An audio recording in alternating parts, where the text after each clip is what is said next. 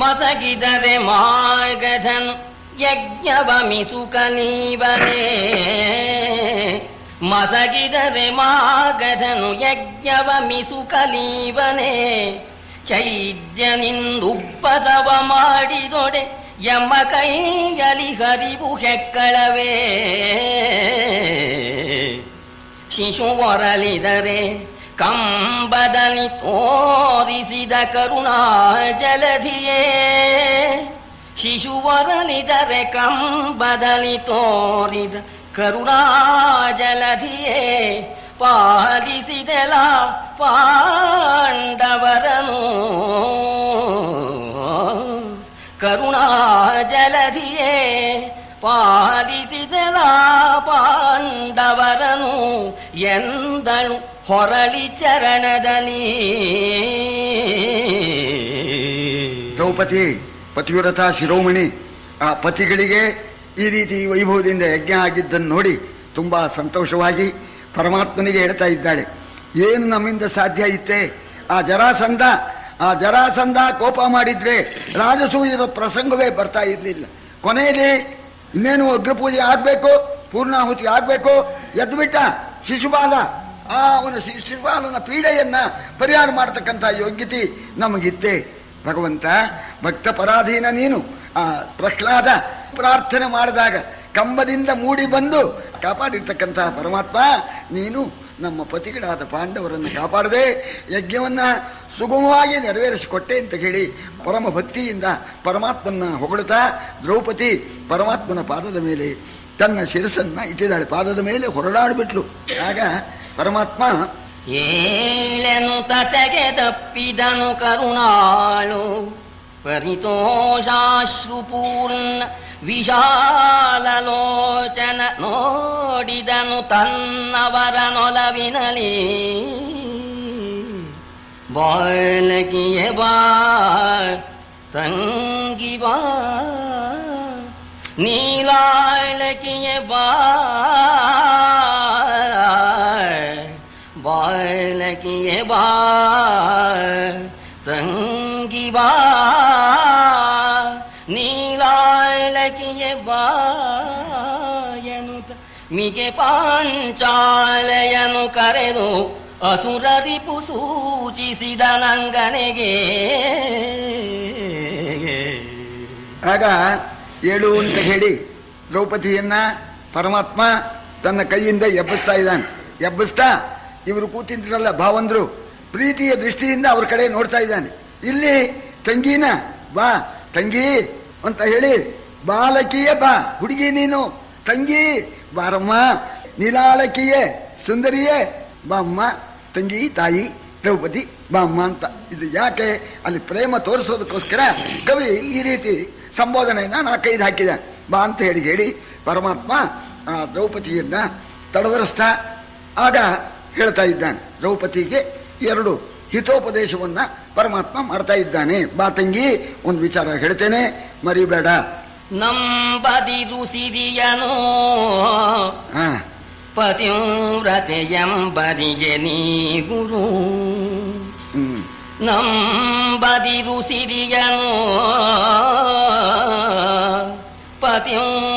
ಪತಿವ್ರತೆಯಂಬರಿಗೆ ನೀ ಗುರು. ವಿಷಾದ ವಿಡಂಬಕರು ಶಂಕಲಲಿ ನೀನಿಗುರೇಕ ಚಿತ್ತದಲ್ಲಿ. ತುಂಬುವುದು ಬತ್ತುವುದು ರಾಜ್ಯದ ಡೊಂಬು, ತುಂಬುವುದು ಬತ್ತುವುದು ರಾಜ್ಯದ ಡೊಂಬು. ಹರಿಮೇಖಲೆಯ ವಿದ್ಯಾಡಂಬರವಿದೆಂದು ಅಸುರರಿಪು ಸೂಚಿಸಿದ ನಂಗನೆಗೆ.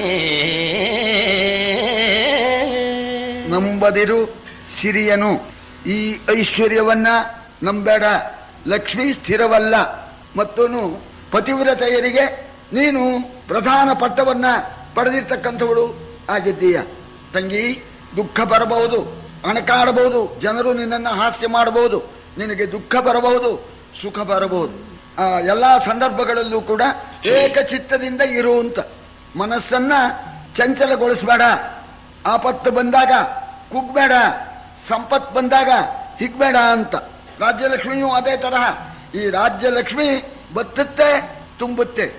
ಇದು ಯಾವ ರೀತಿ ಇದೆ ಅಂದ್ರೆ, ಈ ಐಂದ್ರಜಾಲಿಕ ಇದಾನಲ್ಲ, ಆ ಐಂದ್ರಜಾಲಿಕ ಒಂದು ಸೃಷ್ಟಿ ಮಾಡ್ತಾನವ, ಏನೋ ಹಿಂಗೆ ಅಂದ್ಬಿಡ್ತಾನ, ನವರಿಗಿರಿ ತಗೊಂಡು ಏನೋ ಹಿಂಗೆ ಮಾಡ್ಬಿಡ್ತಾನೆ, ಅಲ್ಲಿ ಸೃಷ್ಟಿ ಆಯ್ತು, ಹಿಂಗೆ ಅಂದ್ಬಿಡ್ತಾನೆ ಮತ್ತೆ. ಇಲ್ಲೇ ಇಲ್ಲ, ಐಂದ್ರಜಾಲಿಕನ ಮಾಯೆಯಂತೇನೆ ಈ ಲಕ್ಷ್ಮಿ ಎಂಬತಕ್ಕಂಥವಳು, ಇವಳನ್ನ ನಂಬಬೇಡ ನೀನು ಅಂತ ಹೇಳಿ ಹೇಳ್ತಾ ಇದ್ದಾನೆ. ಲಕ್ಷ್ಮೀ ತೋಯ ತರಂಗ ಭಂಗ ಚಪಲ ಅಂತ. ಈ ನೀರ್ಗುಳ್ಳೆ ಇದ್ದಾಗೆ, ನೀರ್ಗುಳ್ಳೆ ಇರುತ್ತಪ್ಪ, ಎಷ್ಟೊತ್ತೋ ಇರುತ್ತೆ, ಮತ್ತೆ ಒಡೆಯುತ್ತೆ, ಮತ್ತೊಂದು ಗುಳ್ಳೆ ಆಗುತ್ತೆ. ಹಾಗೆ ಈ ಲಕ್ಷ್ಮಿ, ರಾಜ್ಯಲಕ್ಷ್ಮಿಯೂ ಕೂಡ ಇದು ಸ್ಥಿರವಲ್ಲ, ಭರ್ತಿ ಆಗಬಹುದು ಹೋಗಬಹುದು ಅಂತ ಹೇಳಿ ತಂಗಿಗೆ ಪರಮಾತ್ಮ ಎರಡು ಹಿತವನ್ನ ಹೇಳಿದ್ದಾನೆ. ಆಮೇಲೆ ಪಾಂಡವರಿಗೂ ಕೂಡ ಹೇಳ್ತಾ ಇದ್ದಾನೆ. ವಿಷವ ಜನಿದಿರಿ ಹಿಂದೆ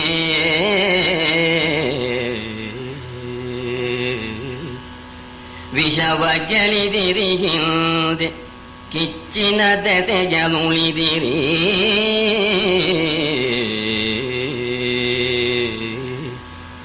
ದಾಯಕರು ದುರ್ವ್ಯಸನಿಗಳು ದುಸ್ಸಹವು ನಿಮ್ಮಭ್ಯುದಯವಹಿದರಿಯೇ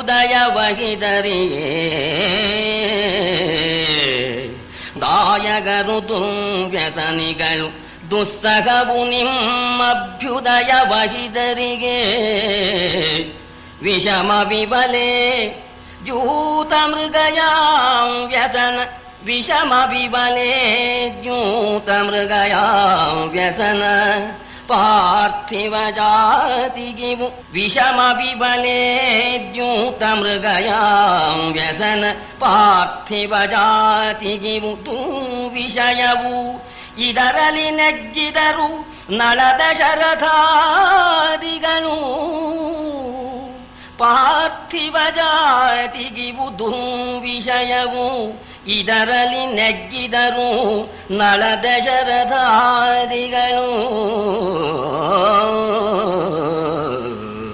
ಮಹತ್ತಮವಾಗಿರ್ತಕ್ಕಂಥ ಆಪತ್ತಿನಿಂದ ಪಾರಾಗಿದ್ದೀರಿ.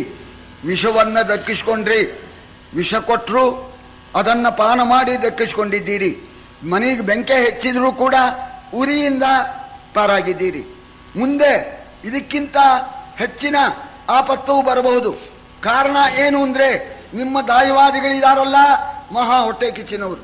ವೈಭವದಿಂದ ಈ ನಾದಸೂಯಾಗ ನಡೆದದ್ದು ನೋಡಿ ನಿಮ್ಮ ದಾಯವಾದಿಗಳು ಹೊಟ್ಟೆ ಕಿಚ್ಚಿಂದ ಇನ್ನೂ ಅನೇಕ ಅನರ್ಥವನ್ನ ಅವರು ಮಾಡಬಹುದು. ನೀವು ಎಚ್ಚರಿಕೆಯಿಂದ ಇರಬೇಕು. ಸಾಮಾನ್ಯವಾಗಿ ಸಪ್ತವ್ಯಸನ ಅಂತೇಳಿ ಹೇಳ್ತಾರೆ.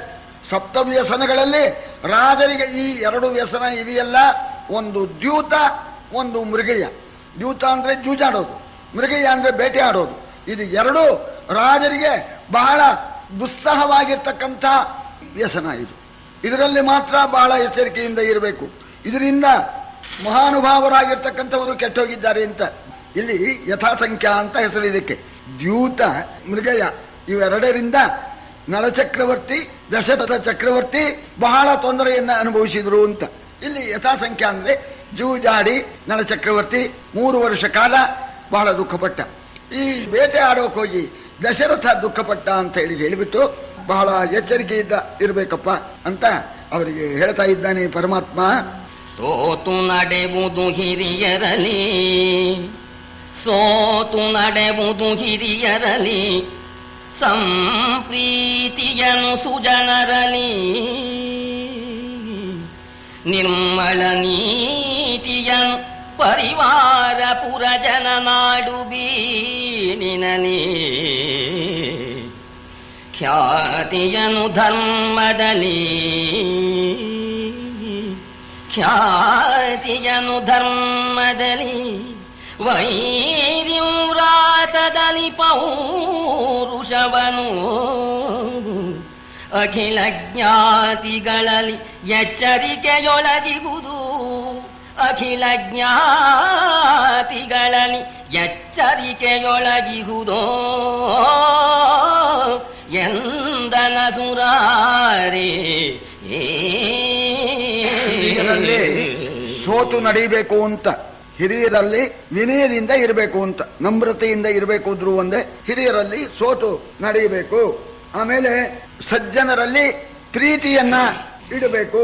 ಪರಿವಾರ ಪುರಜನ ರಾಜ್ಯಭಾರದಲ್ಲಿ ನೀತಿಯನ್ನ ಇಟ್ಕೊಂಡಿರ್ಬೇಕು, ಧರ್ಮದಲ್ಲಿ ಖ್ಯಾತಿಯನ್ನು ಪಡೆಯಲು ಪ್ರಯತ್ನ ಪಡಬೇಕು, ಪರಾಕ್ರಮವನ್ನ ಶತ್ರು ಸಮೂಹದಲ್ಲಿ ತೋರಿಸಬೇಕು, ಜ್ಞಾತಿಗಳಲ್ಲಿ ಬಹಳ ಎಚ್ಚರಿಕೆಯಿಂದ ಇರಬೇಕು. ಜ್ಞಾತಿಶ್ಚೇತ್ ಅನಲೇನ ಕಿಮ್ಮಂತ, ಬೆಂಕಿನೂ ಒಂದೇ ಜ್ಞಾತಿನೂ ಒಂದೇ, ಬಹಳ ಎಚ್ಚರಿಕೆಯಿಂದ ಇರಬೇಕು.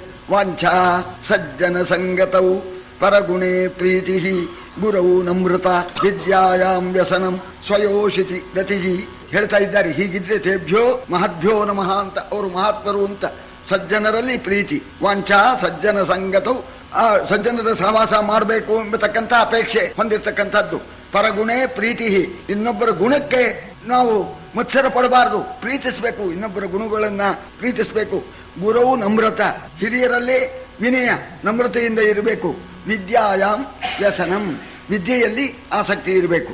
ಸ್ವಯೋಷಿತಿ ರತಿ, ಹೆಂಡತಿಯಲ್ಲಿ ಸಂತೋಷ ಪಡಬೇಕು. ಈ ರೀತಿಯಾಗಿ ಯಾರು ಇರ್ತಾರೋ ತೇಭ್ಯೋ ಮಹದ್ಭ್ಯೋ ನಮಃ, ಅಂಥವರು ಮಹಾತ್ಮರು ಅಂತ ಹೇಳಿ ಹೇಳ್ತಾ ಇದ್ದಾರೆ. ಆ ರೀತಿ ನೀವು ಇರಬೇಕಪ್ಪ ಅಂತ ಉಪದೇಶ ಮಾಡಿದ್ದಾನೆ ಪಾಂಡವರಿಗೆ. ಎಂದು ಬುದ್ಧಿಯ ಹೇಳಿ ಪಾರ್ಥನ ನಂದನನ ಕರೆಸಿದನು ತಾಯಿ ಸಹಿತ. ಎಂದನವರಿಗೆ ನಯದಲ್ಲಿ ಉಚಿತ ಪ್ರೀತಿ ವಚನದಲ್ಲಿ, ಎಂದನವರಿಗೆ ನಯದಲ್ಲಿ ಉಚಿತ ಪ್ರೀತಿ ವಚನದಲ್ಲಿ, ಬಂದು ಕುಂತಿಗೆ ಸಾರನಗೆ ನುಡಿಯಿಂದ ವಿನಯವ ಮಾಡಿ, ಸಾರನಗೆ ನುಡಿಯಿಂದ ವಿನಯವ ಮಾಡಿ ಪಾಂಡವನಂದನರ ಮನ್ನಿಸಿದನು. ಪಾಂಡವನಂದನರ ಮನ್ನಿಸಿದನು ಅತಿ ಕಾರುಣ್ಯ ಭಾವದಲ್ಲಿ. ಹೇಳಬೇಕಾದಂಥ ವಿಚಾರವನ್ನ ತಂಗಿಗೂ ದ್ರೌಪದಿಗೂ ಹೇಳಿದ, ಪಾಂಡವರಿಗೂ ಕೂಡ ಹೇಳಬೇಕಾದ ವಿಚಾರವನ್ನ ಹೇಳಿಬಿಟ್ಟು ಆಮೇಲೆ ತನ್ನ ತಂಗಿ ಸುಭದ್ರೇನ ಕರೆಸಿದ. ಸುಭದ್ರ ಮಗನ ಕರ್ಕೊಂಬ ಅಂತ. ಅಭಿಮನ್ಯು ಆಗಲೇ ತಕ್ಕಪಟ್ಟಿ ದೊಡ್ಡವನಾಗ್ಬಿಟ್ಟಿದ್ದಾನೆ.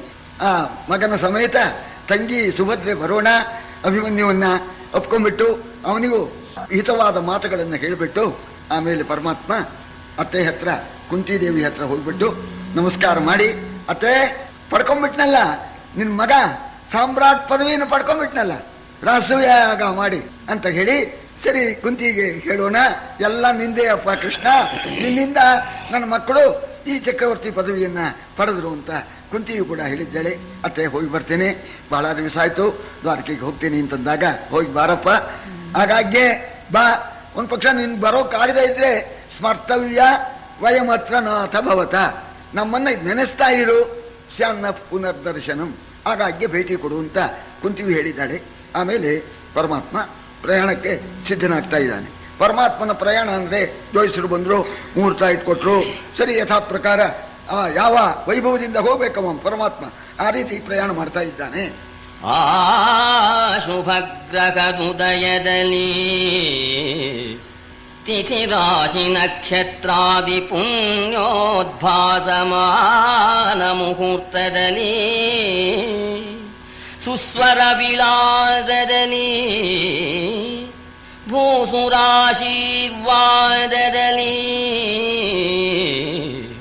ಓ ಸುರಾಶೀರ್ವಾದದಲ್ಲಿ ಲಕ್ಷ್ಮೀಶ ಪಯಣವ ಮಾಡಿದನು. ಭೂಸುರಾಶೀರ್ವಾದದಲ್ಲಿ ಲಕ್ಷ್ಮೀಶ ಪಯಣವ ಮಾಡಿದನು. ಕಟ್ಟಾಸುರದ ನೊದರಿದವು ಘನಗಂಭೀರ ಭೇರಿಗಳು. ಒಳ್ಳೆ ಮುಹೂರ್ತ ಇಟ್ಕೊಟ್ಟಿದ್ದಾರೆ. ಶುಭ ಲಗ್ನ, ಶುಭ ವಾರ, ಶುಭ ನಕ್ಷತ್ರ, ಶುಭ ತಿಥಿ, ಪ್ರಯಾಣ ಮಾಡ್ತಾ ಇದ್ದಾನೆ. ಆಗ ಬ್ರಾಹ್ಮಣರು ಬಂದು ಆಶೀರ್ವಾದ ಮಾಡ್ತಾ ಇದ್ದಾರೆ. ಅವರ ಆಶೀರ್ವಾದವನ್ನು ಸ್ವೀಕರಿಸಿಕೊಂಡು ಪರಮಾತ್ಮ ರಥದ ಮೇಲೆ ಪ್ರಯಾಣ ಮಾಡೋದಕ್ಕೆ ಹೊರಟಾಗ ಸುಸ್ವರ ವಿಳಾಸದಲ್ಲಿ ಅಂತ ಒಳ್ಳೆ ಬೆಳಗಾನೆ ವಾದ್ಯಾನೇ ಕರೆಸಿದ್ರು ಅಂತ ಸುಸ್ವರ ಅಂತ ಹೇಳ್ತಾನೆ. ಅದು ಇರೋದೇ ಇಲ್ಲ, ಕೆಲವು ವಾದ್ಯದವರು ಅಪಶ್ರುತಿನೇ ಹೇಳೋದು. ಇಲ್ಲಿ ಸುಸ್ವರ ವಿಳಾಸದಲ್ಲಿ ಅಂತ ಆ ಕವಿ ಉದ್ದೇಶಪೂರ್ವಕವಾಗಿ ಹೇಳಿದ್ದಾನೆ. ಮಹಾವೈಭವದಿಂದ ಪರಮಾತ್ಮ ಪ್ರಯಾಣ ಮಾಡ್ತಾ ಇದ್ದಾನೆ. ಆಗ ಗಂಭೀರವಾಗಿ ಆ ಭೇರಿಗಳನ್ನ ವಾದ್ಯಗಳನ್ನ ಬಾರಿಸ್ತಾ ಇದ್ದಾರೆ. ಇಲ್ಲಿ ಒಂದು ಸ್ವಾರಸ್ಯ, ಇದನ್ನ ಬಹಳ ಚೆನ್ನಾಗಿ ಹೇಳಿದ್ದಾನೆ ಕುಮಾರವ್ಯಾಸ.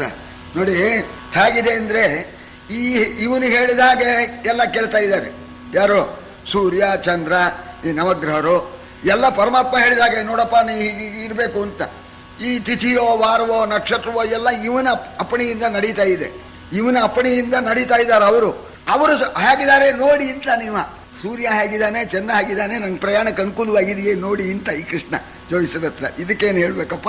ದೇಶದಲ್ಲಿ ಕಾಲದಲ್ಲಿ ದೆಸೆಯಲಿ ರಾಶಿಯಲಿ, ದೇಶದಲ್ಲಿ ಕಾಲದಲ್ಲಿ ದೆಸೆಯಲಿ ರಾಶಿಯಲಿ, ತಾರಾಗ್ರಹಾದಿಗಳ ಈಸರನಿ ತಾ ತನ್ನ ಚೇಷ್ಟೆಗಳಿವರ ವರ್ತನೆಗೆ ಈ ಸುಮಹಿಮೆಯ ಮರೆಸಿ, ಈ ಸುಮಹಿಮೆಯ ಮರೆಸಿ ಲೋಕ ವಿಲಾಸ ಚೇಷ್ಟೆಯದನುಸರಿಸಿ ನರವೇಶವನು ನಟಿಸಿದನು, ನರವೇಶವನು ನಟಿಸಿದನು ಹರಿ ಹೂಡಿದ ನಿಜೋನ್ನತಿಯ.